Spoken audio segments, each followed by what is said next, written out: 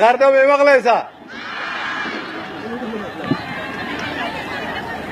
غيمان دريمو غروح بان أركاي قردو من نبض با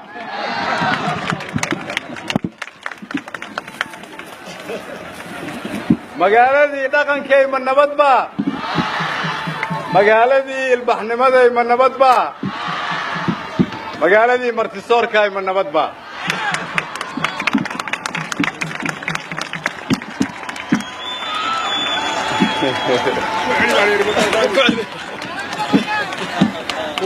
waxaa la ii sheegay magaaladani inay tahay magaaladii boqortooyada waxaa ii caddaatay laakiin qof walba oo idinkaa inuu isaguna boqor yahay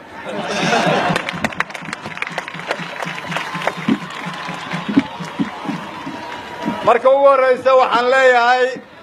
si kaliya laaba aniga iyo wafdiga aan hogaaminayaba waxaan idinkaga mahad celinayaa sida sharafta iyo karaamada leh iyo qadarinta leh oo aad noo soo dhaweyseen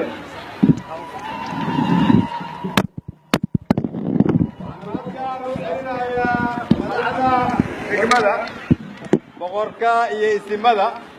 waxaan mahad gaara u celinayaa madaxweyne ku-xigeenka iyo dhammaan wasiirada waxaan mahad gaara u celinayaa xildhibaanada iyo wasiirada igala yimid magaalada muqdisho waxaan aad iyo aad ugu qanacsanahay ugu faraxsanahay inaad ilaa saaka oo dhan noo taagnaydeen qoraax si aad noo soo dhowaysaan waxaan ogahay maalmo ka horreeyana inaad na sugayseen waxaan idin leeyahay waxaad tihiin dhiirigelinta dawladnimada iyo soo celinta sharafta iyo karaamada ummadda Soomaaliyeed waa mahadsantihiin reer Qardhoy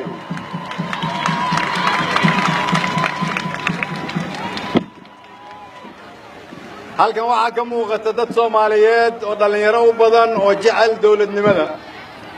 albaabka magaalada markaan soo galay waxaan aragnay stationka booliska kaasoo shaqo bilaabay 1932 weli waxaa ku yaala calaamadihii lagu dhajiyay 1932 waxay ka turjumaysaa sida aad magaaladiina u ilaaliseen sida aad aamin u tihiin sida aad dalkiina u jeceshiin waxaa kaloo aan ogahay in magaaladani ay degmo noqotay 1930 ilbaxnimadii soo aruuraysay laga bilaabo 1930 waxaad u gudbiseen carruurta aad dhasheen waxay u gudbayeen kuwa ay dhaleen waxay u sii gudbiyeen kuwa ay sii dhaleen weli waxaad maanta taagan tihiin meeshii awoowayaashiin ay ka bilaabeen dawladnimada waxaan idin leeyahay waa mahadsan tihiin waxaadna ku socotiin dariiq wanaagsan waan idinkugu hambalyeynayaa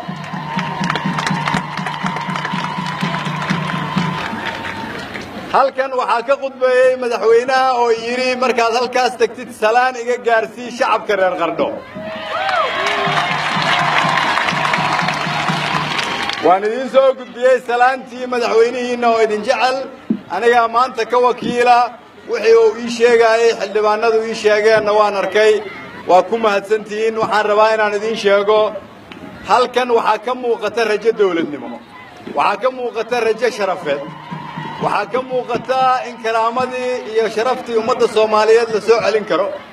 waxaa ka muuqata in hamigii iyo qabkii ummadda Soomaaliyeed uu nool yahay waxaa ka muuqata Soomaalinimadii u soo dagaashay in gumaysi aan iska xoreyno weli inay nooshahay caafimaad qabto qalbi wanaagsan leedahay ayna ku dhiiranayso inay dalkooda dawlad ku soo celiso waxaan idinkugu imid inaan idin sheego dawladdiinnu way idin og tahay waxay diyaar u tahay inay wax idinla qabsato waxna idin qabato waxaan rabaa inaadan mar dambe aqbalinina haddii la idin sheego Soomaaliya waa dal dumay waa dal durburay waxaad leedihiin dalkeennu wuu soo noolaaday dawladdeennu way taagan tahay sharaftii iyo karaamada ummadda Soomaaliyeed way soo noqotay awooddii dawladnimadana waxaa gacanta loo soo gelinayaa shacabka Soomaaliyeed ay ugu hordhayaan shacabka reer Qardho